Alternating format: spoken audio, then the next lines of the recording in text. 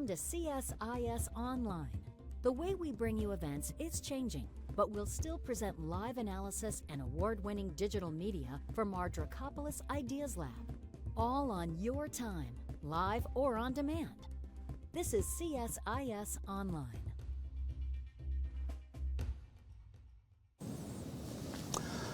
Hello, everyone. My name is Demetri Sevastopulo, and I am the U.S. China correspondent at the Financial Times. Welcome to this CSIS discussion of Dr. Michael Green's excellent new book, Line of Advantage, Japan's Grand Strategy in the Era of Abe Shinzō. Mike, as many of you know already, is the Senior Vice President for Asia, the Japan Chair, and Henry Kissinger Chair at CSIS. And if that wasn't enough titles, he also happens to be the Director of Asian Studies at Georgetown School of Foreign Service, and in his spare time, he plays the bagpipes. Joining Mike is Mireya Soyas. She is the head of the Center for East Asia Policy Studies and the Philip Knight Chair in Japan Studies at the Brookings Institution. She's a leading expert on Japanese foreign and economic policy and U.S. Japan relations. And while she doesn't play the bagpipes, one thing about Mireya I didn't know was when she was in middle school in Mexico City, a Japanese school, she was chosen to greet Prime Minister Ohira, who was on an oil diplomacy tour in Japanese. So she has a long experience with Japan. Line of Advantage is a superb account of how Japan's strategic thinking changed under now former Prime Minister Abe. It tackles everything from China and the Korean Peninsula to the U.S.-Japan alliance and the Indo-Pacific. And if you want to know why Xi Jinping and Abe look like they were smelling each other's socks when they met at the end of 2015, this book is a must-read. It's also essential reading for policymakers who want to understand the historical roots of Japan's current strategy, including how Tokyo was instrumental in developing concepts such as the free and open Indo-Pacific and the Quad, which are thrown around in Washington all the time as if they were made in America, but we'll find out that they weren't. You can buy a copy of the book on Columbia University's website, and there's a link online, or at Amazon.com. I think you all know where to find that. Mike threatened to play bagpipes outside my house late at night if I didn't say that, so bear with me. But kidding aside, I'm delighted to be here with Mike and Mireya to talk about Mike's book and related topics. And we'll have 15 minutes at the end for questions, so please put your thinking caps on. Thank you both. Thank you. Mike, let's start with you. It's a really interesting book. Can you briefly summarize the contents, the thesis of the book, and why you thought it was important to write this at this particular time? Well, thank you. Let me first say thanks to Mireya, whose participation today is going to make this a great conversation, and whose work on Japan's political economy and society was foundational for some of my thinking. And let me also say, Demetri, I am going to play bagpipes outside your house late at night anyway, but thanks for doing this. So the book, I wrote a rather large book before this on the history of U.S. grand strategy in the Indo-Pacific since the American Revolution. And coming out of the National Security Council staff, 5 years in the Bush administration, the thing I wanted to understand and explore most as a scholar was where our strategy came from in the United States. And I think the combination of history and political science yields an approach to understanding the trajectory of countries, the priorities of countries, the tools in their grand strategy that's interesting and also useful for policymakers. So I did this book on the U.S. Called By More Than Providence, and Al Song from the Smith-Richardson Foundation encouraged me to do this book. And I resisted at first, to be honest, but his advice was good. So this looks at Japan's grand strategy. And I called it Japan's grand strategy in the era of Abe Shinzō. It's not a biography of Abe, who you and I and Mireya know well, but it describes the Japanese strategic approach to Asia and the world that really came together in his 8 years as prime minister. And that really constitutes an entirely new chapter in Japan's approach to the world. We all studied the post-war Japanese foreign policy framework known as the Yoshida Doctrine, which was basically about aligning with the U.S., but keeping a low profile and keeping low risk and getting rich and growing the economy.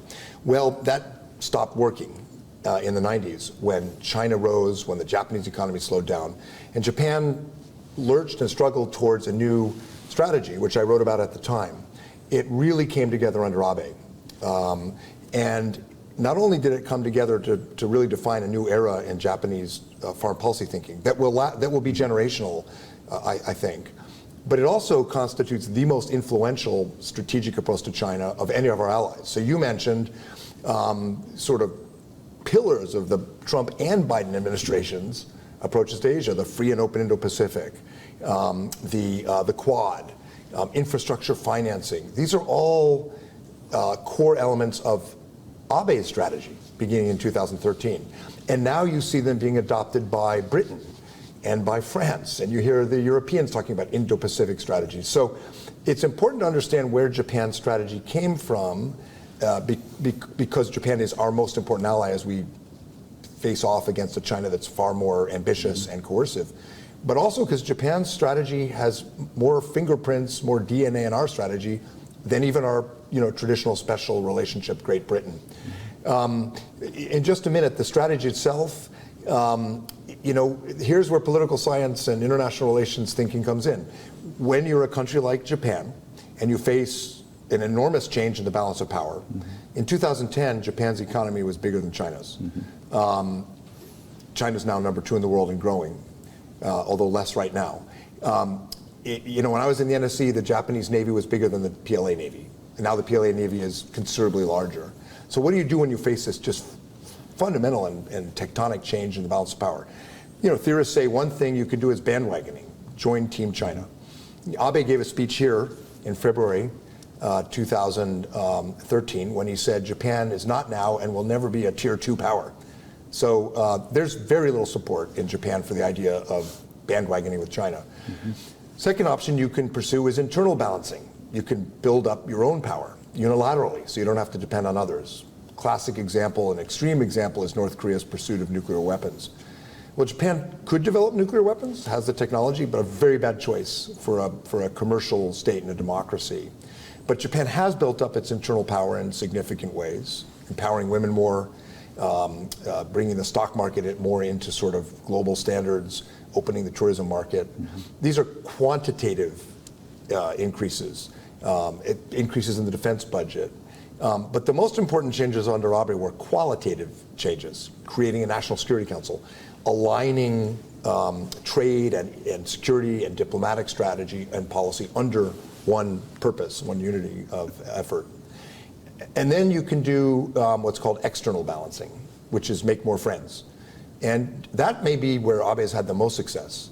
The core of it is the U.S. In 2014-15, in new legislation, Abe pushed through the Diet a new interpretation of Article 9 of the Constitution, allowing Japan to engage in collective self-defense, joint operations with the U.S. That's risky. That's what the Yoshida Doctrine avoided, getting involved in international crises. But Abe essentially signed up. But beyond the U.S., because we're not exactly the most reliable partner right now, the Quad, with Australia, India, Japan, and the U.S., Southeast Asia diplomacy, infrastructure financing under the free and open Indo-Pacific, and Maria's expertise, perhaps the most remarkable of all, leading on trade policy and trade strategy. So it's been quite successful. There are 2 areas where it wasn't successful. External balancing against China with Putin didn't work. Surprise, surprise. The Russia card's pretty much dead in Japan. And Japan-Korea, arguably the most important of Japan's relationships after the U.S. and China, was dead in the water. That may change now too because of the new government in Seoul. So consequential and influential on us, and I hope worth studying. So one question I had reading the book, which you addressed, but if you could, explain for the audience, Japan has a history throughout of a lot of its post-war history of acting quite slowly when it comes to policy changes, particularly in some of these areas. Abe was in for roughly 8 years, which is a very long time for a Japanese prime minister. But how did he manage to make so many big changes in such a relatively short period of time, given the Japanese political system? Well, one reason Mireya has written about very persuasively, which is Japan didn't have a Brexit or a 2016 Trump election. Japan's populist sort of uprising, if you will, was the DPJ in 2009, and it went really badly. And And Japan also, as Maria has explained, has experienced sort of restructuring and globalization earlier than the rest of the G7 and OECD countries. So they were kind of over that and looking for stability. But also the DPJ years, while prime ministers like Noda pursued policies that anticipated Abe, for the most part, Japan was adrift in Asia and being pushed around, particularly by China. So Abe really came in with a mandate to restore Japan's initiative and alliance with the United States and leadership. And he used it. The ironic thing is, to keep that mandate, he had to grow the economy. To grow the economy, he had to have good economic relations with China. So this, the political capital for Abe's strategy for competing with China was provided by an economic relationship with China, which, by the way, is one other area where Japan is ahead of us. I think in the U.S. Indo-Pacific strategy, both Trump and Biden, we have a lot of the elements to compete with China, but if you read the White House Indo-Pacific strategy, there's not a word about what a U.S. relationship with China looks like, economic or otherwise. I think Japan's ahead of us there too, starting to define that, because they had to. I mean, Abe's political capital depended on Chinese tourism, investment in China, exports to China. And I think Abe and the Japanese political establishment embraced that contradiction quite comfortably. So it's almost like you read my mind, because Mireille, I wanted to ask you about some of the Japanese economic strategy that Mike talks about in the book. So during Abe's tenure, the US ended up championing but then leaving TPP. India walked up to the line and then didn't cross it with RCEP, the other big trade deal in the Indo-Pacific region.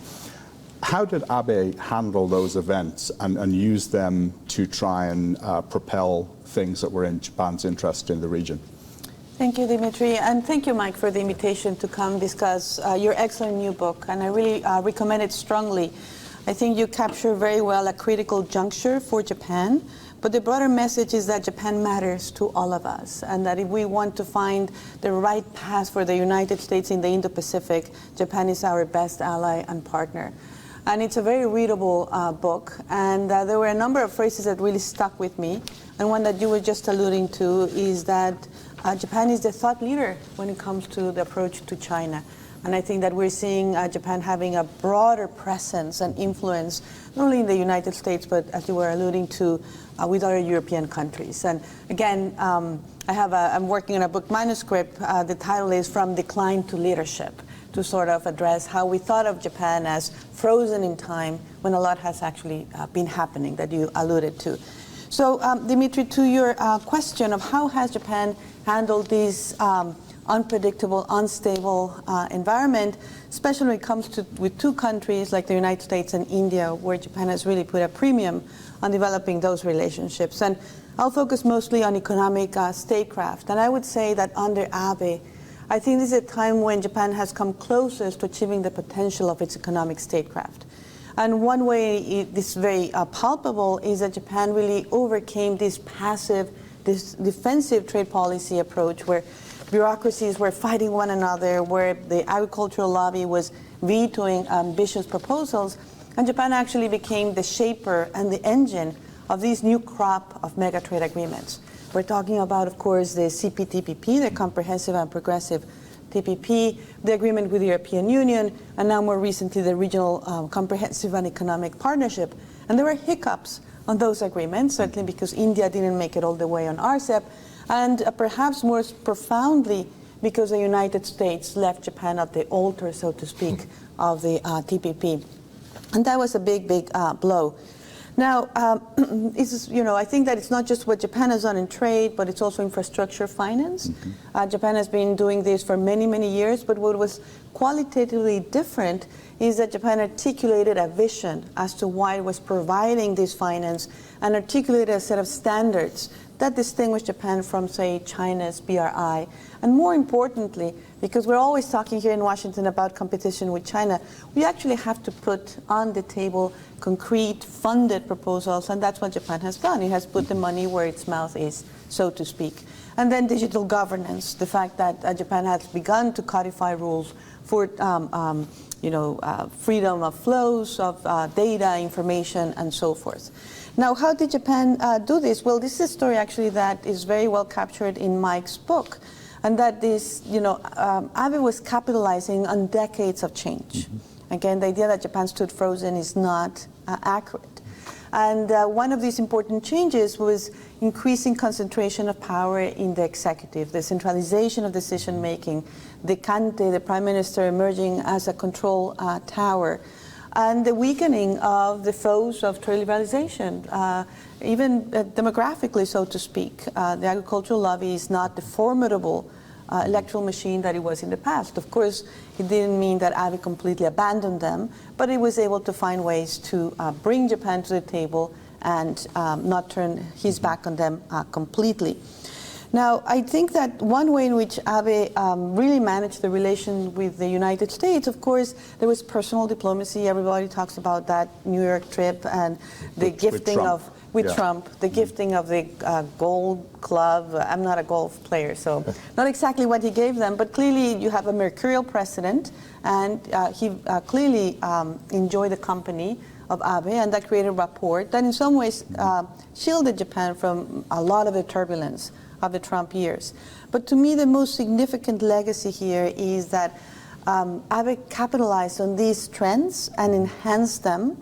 And for example, Japan for the first time ever established a negotiation headquarters for trade agreements.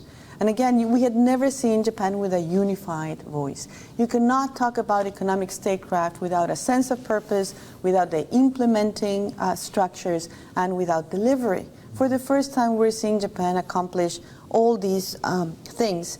And I think that Japan therefore cut its teeth with the TPP. Then it was able to pursue other trade agreements.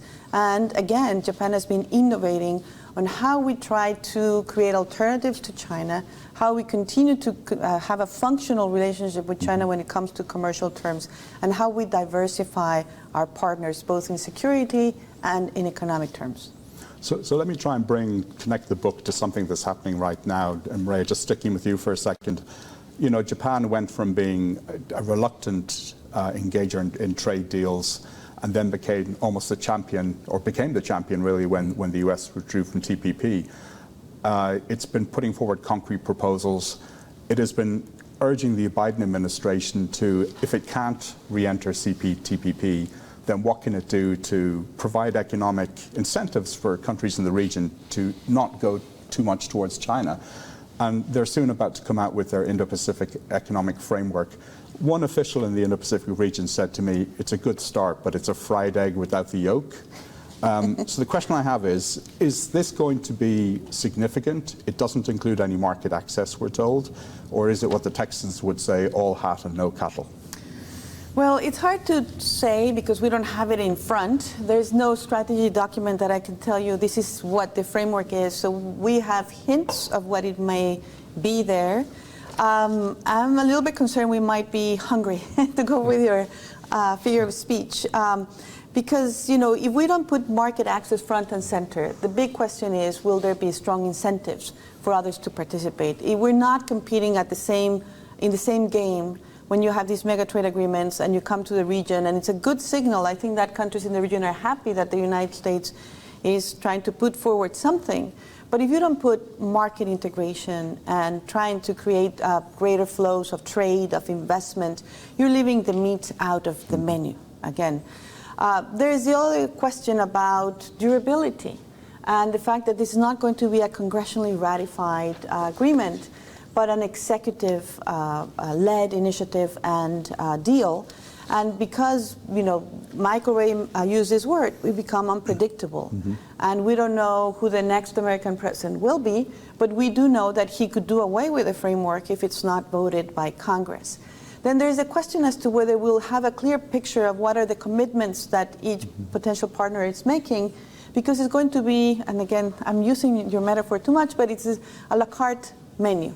So there are going to be 4 different pillars, and you can choose to join the trade or the infrastructure, the supply chain resilience, or the anti-corruption and taxes, but there's no obligation to join all of them.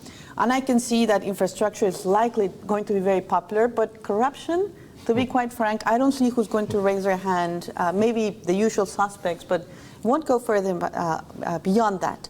And my last point on the Indo-Pacific Economic Framework, which I think is critical about every trade agreement, and it's a political question, but it's also something that tells you about the vision for the region, has to do with membership.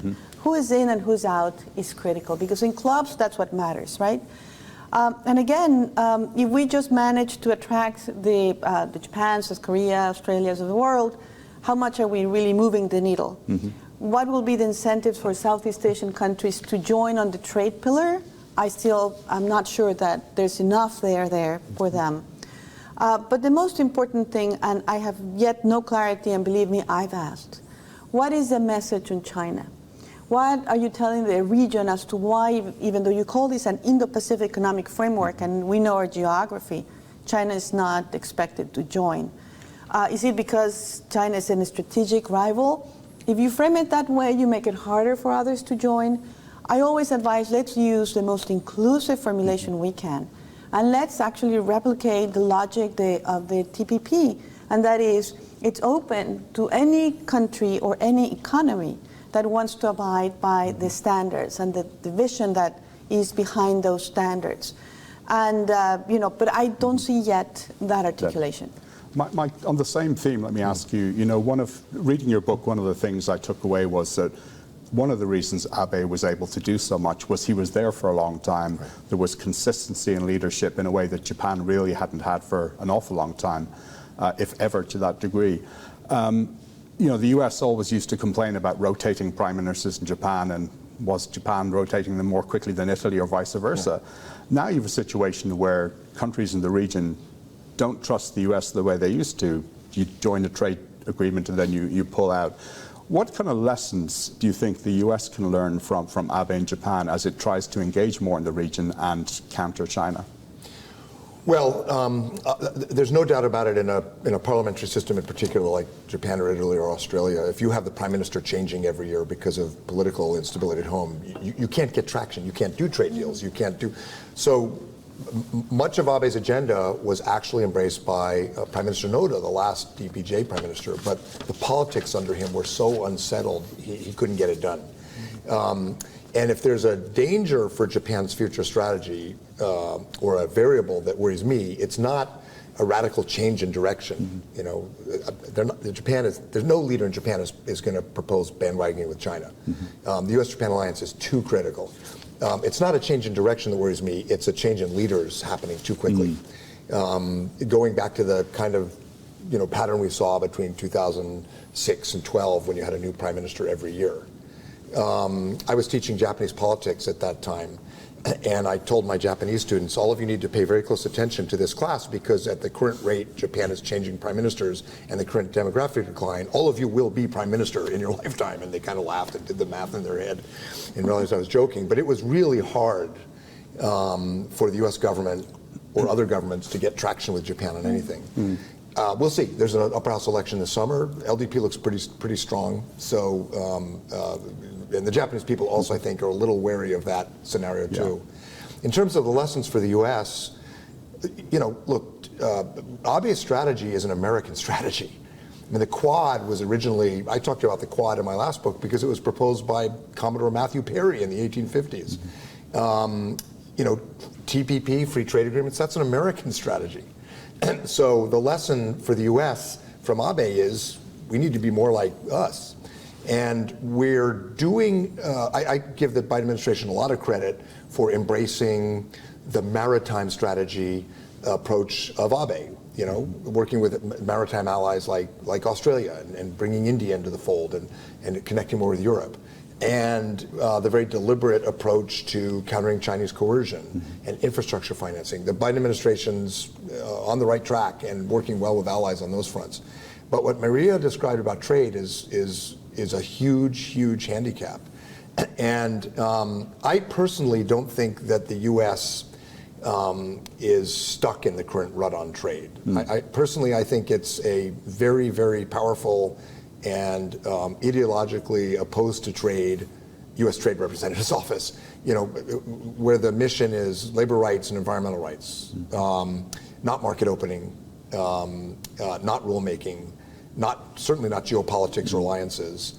But the problem is you can't get labor rights and environmental rights advanced unless you put something on the table. Market opening is good, opening our market, but it doesn't have to be that. It could be rulemaking. It could be setting the rules for digital trade.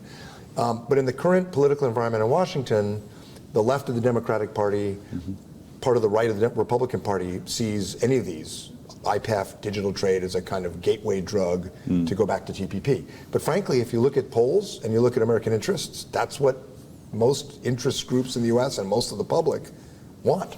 So I think we'll get back there, and we're lucky Japan is so proactive and such a thought leader, because frankly, Abe and Nasuga and now Kishida and the Australians and other allies are buying us time. I mean, one of the key things about Abe's strategy was, and what differentiated him from Trudeau or Macron or others, was Abe decided there is no Japanese strategy without the US. He never lectured Trump publicly. He went out of his way. He upbraided the others for doing so. He lectured the Europeans and the Canadians and the G7 for sort of badgering Donald Trump. So, we were the only Americans he had. And if it was Donald Trump, he was going to make it work. And the whole world, I think, should be grateful, frankly, because it did add continuity. And to the point where, Joe Biden's signature policies in the Indo-Pacific are the same as Trump's, which were Abe's. But we're lucky Japan and Australia and others are really sort of filling in this gap while we get off our drunken binge on domestic politics, which hopefully we will. So I want to ask you both in a couple of minutes about differences between the Abe administration and slash Suga at the end and the Kishida administration. But first I want to ask you, in the book you talk about, in Japanese history, Nakasone and Koizumi were very strong prime ministers, followed by a succession of weak prime ministers. I think at one point you say Nakasone was like Abe before Abe. So do you think Japan is in danger of slipping back into that kind of a situation?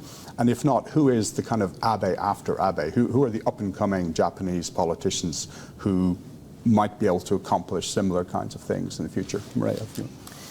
Well, I mean, I think that in politics, there are no guarantees. And I do think that it could happen again. That period of political instability could come. But, I think that in Japan, still the public still very skeptical about the opposition parties, and they did not do as well as they expected in the last election. So I still think that the LDP and the ruling coalition in general have a comfortable margin in the Diet, and therefore they can get a lot of their legislative agenda through. I also think that we lose sight sometimes of the fact that there is a fair amount of consensus in the political class in Japan when it comes to the basic parameters of security policy and foreign economic policy. So I don't expect a huge, even if there was a major political development and election that really turned things around, I don't see a night and day change coming through. Also, because many of these initiatives from Japan, the free and open Indo-Pacific, the CPTPP, the Quad, protecting and nurturing the alliance with the United States, diversifying security partnerships, they have paid off. And I think that people in Japan are aware of this.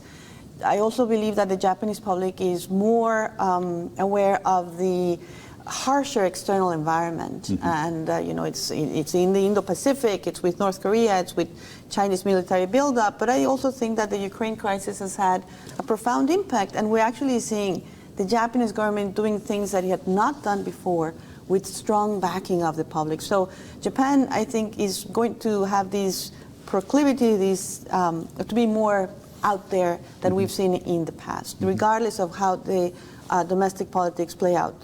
Of course, agreeing that that's important. Now, this becomes whether, if it's not going to be an opposition party coming into power in the near future, how efficient will the new leaders be in handling their own house, how efficient will be them in handling their relationship with Komeito, their coalition partner. And, you know, we know, I think, that Prime Minister Suga did not last very long, and therefore we had case one of that quick turnover. I also think these are extraordinary times with COVID, and I think that actually Abe stumbled in his response to COVID as well. I wrote a piece saying that COVID-19 already had two Japanese leaders taking them out. But I think Kishida is doing better. We're in a different stage of the virus. I think that his numbers are actually quite solid. And if he manages the exit from this pandemic era in a way in which also consolidates what has worked in foreign policy, and he makes headway, and this is again the big question mark, will he make headway in his new domestic economic strategy? Then I think we are perhaps going to see, if not the 8 years, we might seem to have more time to flesh out his own policies and ideas. So, Mike, is Kishida, is he the Abe after Abe, or is there someone else the in the Abe pipeline? after Abe might be Abe. I mean, you can see he's very vocal now. He's calling for nuclear weapons sharing with the U.S. He's calling for the U.S. to move to strategic clarity on our Taiwan policy. He's doing this, I think, in part because he might become prime minister again. And he's pushing the Kishida government to be a little more hard-edged, a little more ideological, if you will, a little more hawkish. And I completely agree with Mireya, and my book argues this as well. Xi Jinping and Putin are not going to make it easy for any Japanese government to change strategy, and it's working. But there are some variations. So you could see some of these variations in the LDP presidential race. Abe and his proteges like Takaichi Sanae and others would like to increase defense spending to 2%. You know, Kono Taro, who made a good run for it, would be very strong on the U.S. Japan alliance, but would be perhaps a little more engaged with outreach to other parts of Asia. None of these are options that are bad for the U.S. They're variations on the theme. But in general, I think Kishida's on a pretty good track going into the upper house election. And if the government wins, he's got years of pretty stable governing. So we may avoid that one prime minister year scenario. It may be that Suga-san was the one. It's the anomaly, so we'll see. But I do think that the Ukraine thing is important because, you know, it's not just structural. It's not just that Japan's in a really tough neighborhood with North Korea, China, and Russia. It's also that every night on TV and in social media, the Japanese people can see people like them in a world of pain. They can see what's happening in Hong Kong. They can see what's happening in Ukraine. They can see the embargoes on Australia. I mean, it's visceral. It's real. Not just for Japan, of course, for Koreans, for Singaporeans. And I think what I heard from Maria is we're going to see more proactive and more, if you will, risk-taking by Japanese governments, not less, because of that environment and that sentiment that's in the Japanese public. It's a tough world out there, and Japan's closer to a lot of these problems than we are. I was traveled with Admiral Aquilino from Indo-PACOM recently to Australia, and one of the points he made was Ukraine should remind people that dictatorial authoritarian regimes are not abstract. Ukraine shows that when they do the wrong thing, people die, and that actually you should look at the lessons for Taiwan and other parts of Asia. And you see in Japanese polls, 74% say they should help Taiwan with its defense. And in new polls in Taiwan, more Taiwanese think Japan will come to their rescue in a war than the U.S., which is not right. But that connection, and then Japan's connection with Europe and NATO. So the playbook that Abe started still has a lot of pages, I think, for a Japanese diplomacy. How shocked were you both, if at all, that Japan actually went along and imposed sanctions on Russia over the invasion of Ukraine? Let me put it this way, pleasantly surprised. You know, it's not 2014.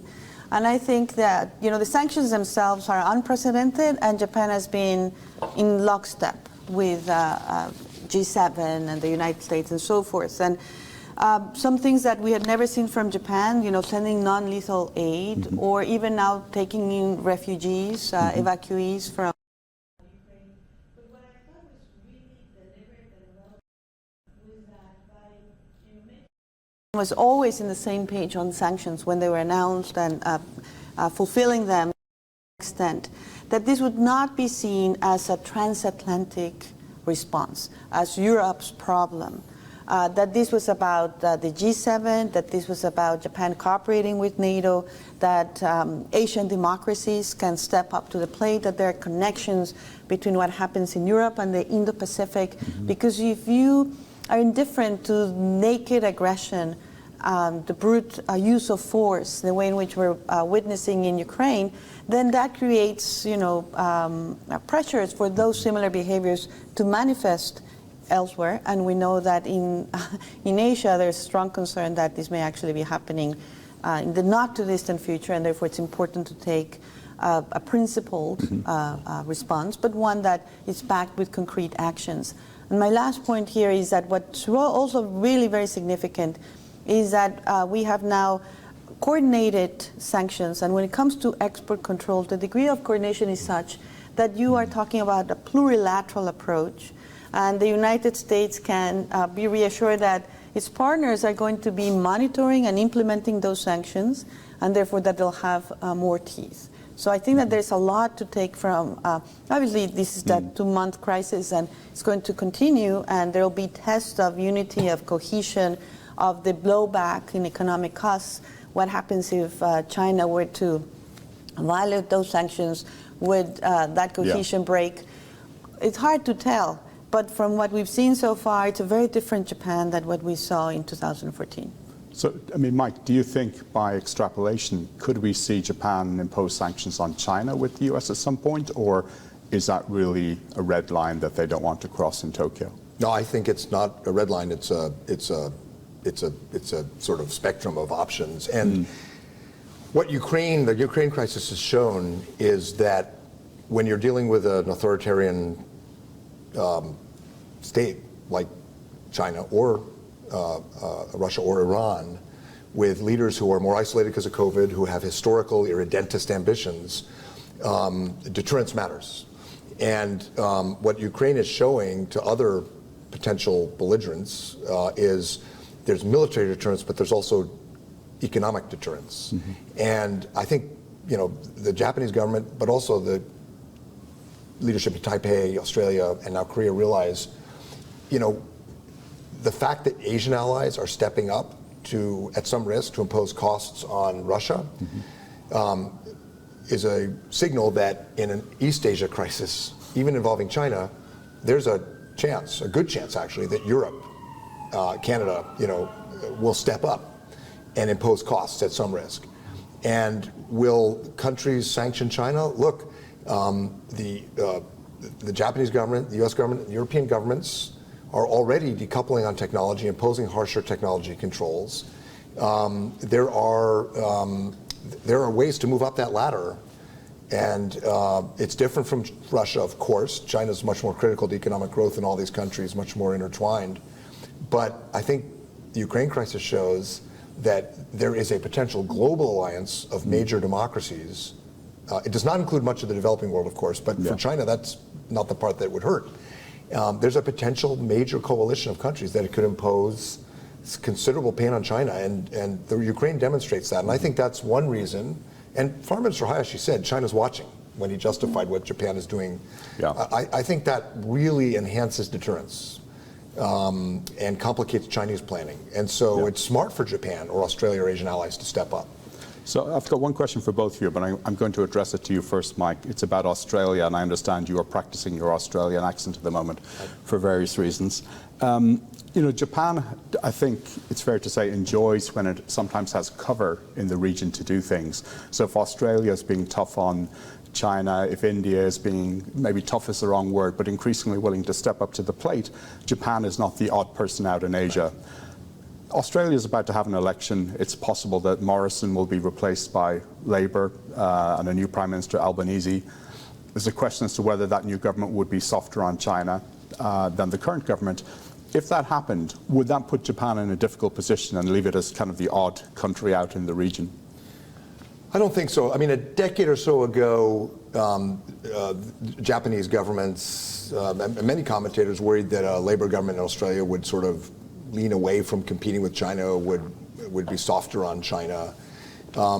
That's just not true anymore after China's incredibly coercive embargo on Australia, which has unified all the parties in Parliament around the current strategy. So if you're following the Australian election, for example, the shadow foreign minister spoke here at CSIS, Penny Wong, yeah. and she didn't basically contest any of the Morrison government's approach to Japan and the U.S. Where Labor's starting to hit the government and try to distinguish itself is this, Chinese security agreement with the Solomon Islands, which Labor's trying to use, but they're not saying, you were too soft on China. They're saying you weren't tough enough. You didn't get in there, and so like Japan, in Australia, the key elements of the strategy are bipartisan. And so a change of government won't fundamentally change that trajectory. And it's interesting, in Japan, when Abe was going through the diet, 120 hours of diet debate over the change in the interpretation of Article 9, recognizing the right of collective self-defense, the government gave examples of when Japan might use collective self-defense to come to the assistance of allies or partners under attack. And they gave examples of the U.S., but when they gave examples, it was also Australia. And that played very well in the Japanese press. I think there's something politically and maybe even diplomatically attractive about being in a coalition where it's not all the U.S. Now, the U.S. obviously has by far the largest military and diplomatic and economic weight, but I think it's quite popular. In fact, in the debates in the last Japanese election, people were all enthusiastic about the Quad. All enthusiastic about engaging Southeast Asia. The only thing they weren't all enthusiastic about was engaging Seoul. Yeah. South Korea is a huge problem in the Japanese strategy, and it's ironic because the title of the book, Rieki-sen, Line of Advantage, was all about making sure no hostile power controlled the Korean Peninsula. Yeah. And one of the blind spots for Abe has been the level of frustration with Seoul has meant they've just ignored. Yeah. There is no strategy in Japan to shape the Korean Peninsula because of the domestic politics and the historical anger. That gaping hole in the strategy may now close because of the election in Seoul, if both sides can play it well, which would be good for the U.S., by the way. Yeah. Very good. Yeah. Look, I'm not an expert on Australian domestic politics, but it seems to me that there has been a profound change in the way in which the public thinks about China in Australia, in Japan, in Europe more recently because of China's tilt towards Russia. And I think that elections have consequences, obviously. The new government may choose to pursue relations with China in a different way. But I don't imagine this will mean that, again, there's bandwagoning or you put it all behind and hide in a closet, that you didn't have that major reawakening of what it means to be dependent on China and how China uses those levers when it's angry at you or has shows displeasure because of foreign policy initiatives that the previous government pursued. So again, I don't expect that the public is just going to forget that. And I imagine that, therefore, that if the election goes with Labour and so forth, then they will have that domestic context to take into account. And, they will probably be more careful about how they think about China, not embrace, not rejection, but how we actually have a functional, but hedge against the risk of the relationship with China becoming problematic again. So overall, the kind of combination of what China is doing in the region, the kind of strong foundations that Abe has laid, in a sense, will allow that policy to outlast him, if he doesn't come back. For a third term. If you're following what Xi Jinping is doing with Putin since their no limits joint statement, which was remarkable. This is the no limits partnership. No limits partnership between Russia and China, and the Chinese are trying to avoid U.S. sanctions, but other than that, they're backing up Putin. Yeah. And so it's very hard to imagine that Beijing's going to make this easy for any future leader in Japan or Australia to change. Australia-Japan relations, I think, are also propelled forward because Australia's emerging as a significant thought leader in this next phase of strategic competition in Asia. Leading on stopping foreign interference in internal politics, setting a standard for that, pushing back against economic coercion embargoes, and then with AUKUS and missile development creating new military capabilities. And these are all being watched in Tokyo. So, you know, the allies are learning from each other and moving forward the agenda, and sometimes we're the ones catching up. Because the allies are right there in the neighborhood facing these challenges more directly. Yeah. I have plenty more questions, but we've got 13, 14 minutes to go, so let me take a couple that the audience have sent in. The first is there any chance of the U.S. rejoining CPTPP? Maria. Well, I want to be as optimistic as Mike, but I'm a little jaded. And I completely agree that if you go by public opinion polls, trade actually enjoys strong support in the United States. Now, once you start looking by age group, by geography, and so forth, you begin to see that, you know, and by profession, there are differences there. But overall, I think that people understand that trade can raise their quality of life, and it provides access to lower cost goods, and has, you know, increases competitiveness of firms, and it's also a way in which you build trust and greater relations with some of your counterparts. Doesn't always work like that, because we know with China things did not pan out in that sense. But then there's congressional politics, and this is where there's a huge disconnect between the public opinion polls and what happens in Congress. And I think that what we've seen, and Mike, you alluded to this, is that some of the people on the right and some people of the left have actually met in a very anti-trade message. And Trump and Bernie Sanders is a good example, right? And, you know, when people ask me, well, what difference did it make to move from America first during Trump to a worker-oriented trade policy under Biden? I would say we stop, you know, harassing our allies. We have a more consistent message. We're not having this constant bombardment over Twitter. You don't hear anybody talk about with pride being a tariff man, and I'm going to, you know, walk away from these trade agreements. And that's all important and good positive change. But when you look at the most important tracks of trade policy, there is a tremendous amount of continuity between Trump and Biden. First of all, vis-a-vis China, the tariffs remain in place. The Biden administration is trying still to have these deal with China phase one, managed trade on asteroids. They're trying to make it work. China has not bought the excess additional products from the United States. So, and there's nothing, you know, when Catherine Tai here at CSIS had a speech, and after a one-year review talked about the Biden administration's approach on China and trade, there's nothing new. And that's disconcerting, because it's 1 year, it's not working. What are we going to do different? And we don't have indications of what may be forthcoming. So back then it wasn't even a fried egg. And the United States is not trying to undo the stalemate at the WTO on dispute settlement. So we're seeing more violations of the rules and less avenues for addressing them with a process-based, rules-based approach. That's problematic. And the Biden administration likes the national security tariffs. They're still talking about 232 in some products.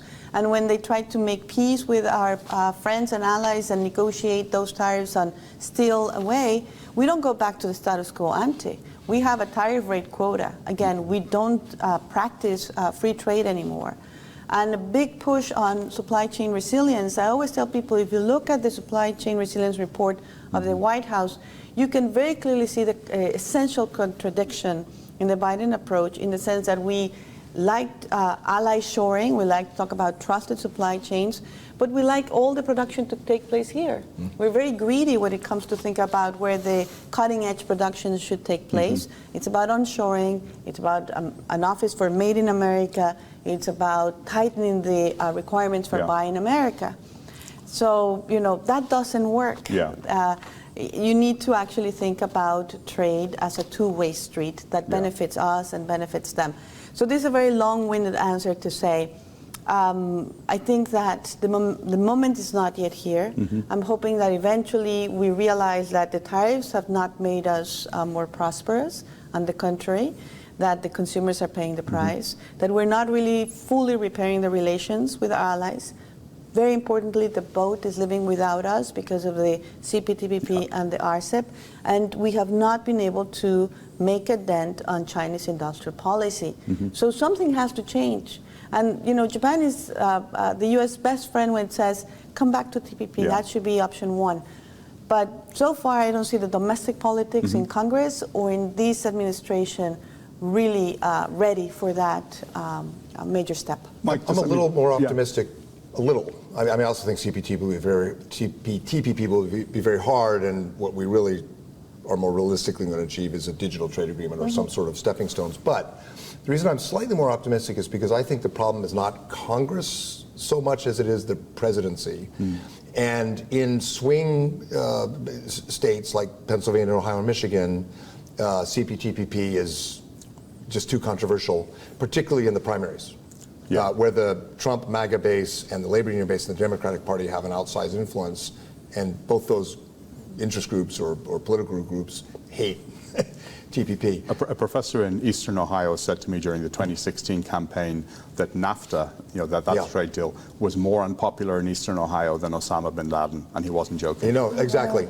So it's really more about, I think, more about presidential politics. If a president of the United States decided that everything Mireya just said is right, and it's in our national interest, it's a geopolitical priority to get trade agreements through, I think the votes would be there in Congress to get trade promotion authority and to begin doing things. So it really has to come from leadership at the top, and neither the Trump nor Biden administrations have decided they want to do it. But that could change. Chinese coercion, innovation, technology decoupling. There's so many things on the agenda that, including human rights and labor standards, that would allow a president to recast trade agreements or economic rulemaking in a different way.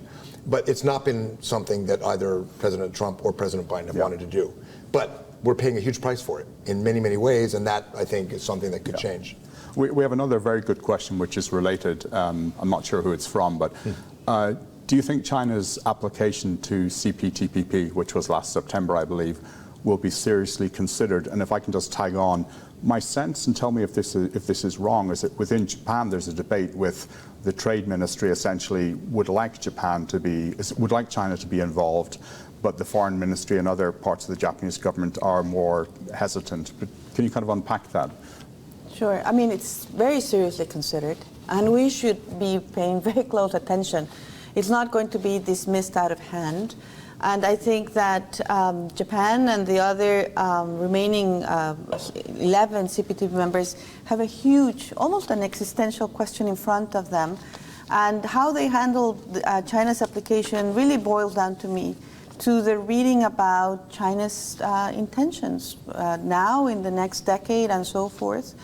Is this akin to the WTO when China wanted to reform and wanted to join the international trading system, or is this China trying to get under the tent, be part of the CPTPP without paying the cost in terms of giving up its industrial policy, giving up its digital protectionism, then having a say once you're in there, you water down the standards so they don't touch sensitive strategic sectors, and then you have a say on the future evolution of the agreement, on who can join or not. That's a huge, very, very well played maneuver from China. My sense is that the region is divided, and you saw some countries like Singapore and Malaysia who think China is a matter of fact. I mean, that's a huge economy, and we might as well try and see if we can get further concessions from what China gave with the RCEP. Why not? That's what trade agreements are about. And others who are more guarded, like Australia, like Japan, who understand that if you water down the standards of the CPTPP, you're going to end up with something more akin to the RCEP, and that's a strategic malpractice, because you already have RCEP. CPTPP stands for something else. And the harm that this could do to relations with the United States, who obviously would not see this with good eyes, and the idea that you would then have China come under the tent and become the predominant actor, and a country that has a very different vision for the region and for economic standards. But even Japan, and I think that there is an intention here, they always tell us, don't think we can hold these, put the finger in the dike, in the dike forever, because they do want some meaningful return of the United States to the region. So South Korea, He's now very serious about joining. The UK is the first one to go. And I think that's all very positive. Taiwan also has made a bid. And I think that this will take time. The countries and members are not going to make a decision right away. And there are different steps in the process. You might agree to start negotiations. That doesn't mean that you eventually will bring China in. But again, a lot is at stake. The future of the CPTPP, the ability of China to be still at the center of economic integration without surrendering its industrial policy tools, and the U.S. perhaps looking more marginalized than ever. Maybe we've only 3 minutes left, so I might just pivot to the last question because it's something that you raised earlier, Mike. And in your book, you point out that on Russia and on South Korea is where Abe was not successful. So the question is, with the new South Korean president-elect, who's a conservative president, are you optimistic about Japan-South Korea relations, and how do you think recent provocations from North Korea impact Japan-South Korea relations? And I would just add in, the US really wants Japan and South Korea to work more to try and have more allies working together to counter China. It sometimes feels like a high school spat. I know it's more serious than that. But is it time for Japan and South Korea to bury the hatchet and actually move forward? Yeah, it's been time for a decade. But I think there's some important wind in the sails pushing forward Japan-ROK relations. North Korea provocations always have that silver lining, and I think you'll see a lot more trilateral coordination on sanctions and deterrence. The fact that President-elect Yoon embraces the idea of shaping the regional environment. The previous Moon government had the policy they called strategic ambiguity. They didn't want to upset China because they thought they needed them for North Korea diplomacy. Of course, nothing came from that. I think Yoon and the public generally have rejected that. So the geopolitical context makes it much easier for Japan and Korea to work together. Yoon's early moves have been positive. The foreign minister designate Park Jin said that the 2015 comfort agreement is here to stay. There's no hint they're going to try to renegotiate the way the Moon government did, the agreements that Japan and Korea had already set. But there are also some landmines that they could step on, to mix my sailing and walking metaphors. So one is that the Korean courts have possession of Japanese company assets from this forced labor case, and they could distribute them to the plaintiffs any time between now and the summer and just blow up the whole relationship. I'm a little concerned the Yoon government is expecting that because they're conservative and basically agree with the Japanese government on a lot of policies, the Japanese government will make big compromises so that it's easier to get to consensus. But the view in Tokyo, quite broadly, is the ball is in Korea's court. It's Korea who, the Korean side that renegotiated and overturned these previous agreements. So there's still a meeting of the minds that has to happen. But this is the best chance we've had in a long time to really consolidate trilateral relations. And it's not just about the U.S., Japan, and Korea. It's Korea and Australia, Korea and Europe.